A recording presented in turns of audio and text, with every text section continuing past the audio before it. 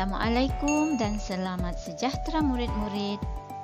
Hari ini kita akan belajar satu lagi tajuk dalam sintaksis, yaitu subjek dan predikat.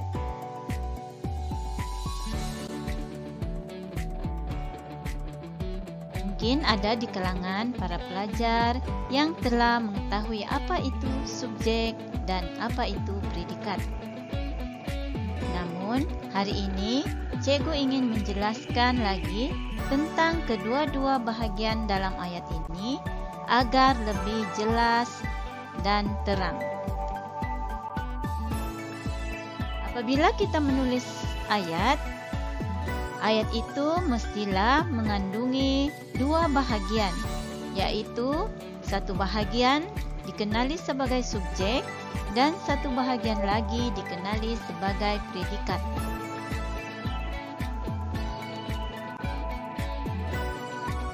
Apa yang dimaksudkan dengan subjek? Kita lihat dalam jadual ini, subjek itu ialah benda atau bahagian kepala ayat yang diterangkan.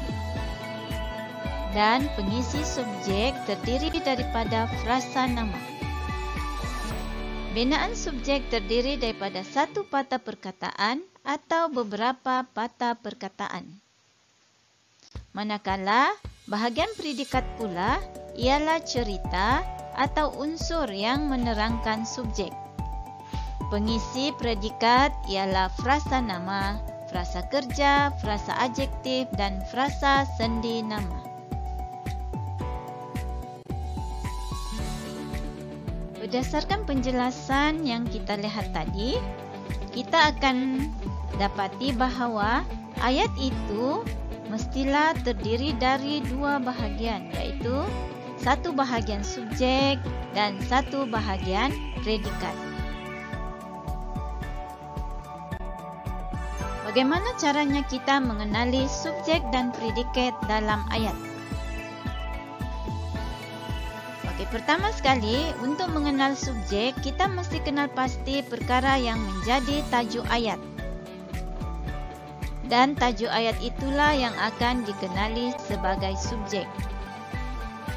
Untuk mengenal pasti predikat pula, kita kenal pasti cerita tentang tajuk ayat tersebut. Contoh ayat, perempuan yang datang tadi rakan saya dari Kuna.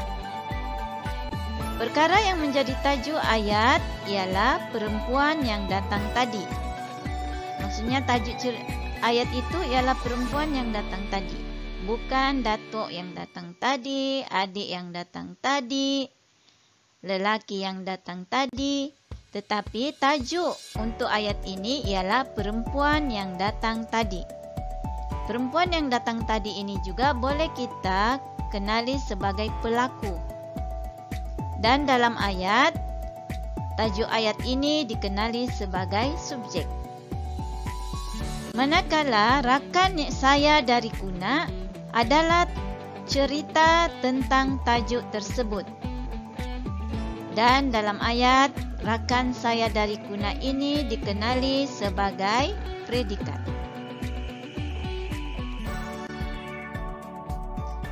Mari kita lihat contoh yang lain pula. Ayatnya, ayah menanam pokok bunga raya di tepi pagar. Tajuk ayat ini ialah ayah. Manakala ceritanya pula ialah menanam pokok bunga raya di tepi pagar. Apabila kita bahagikan ayat ini kepada dua bahagian, ayat itu akan menjadi subjek, manakala menanam pokok bunga raya di tepi pagar sebagai predikat.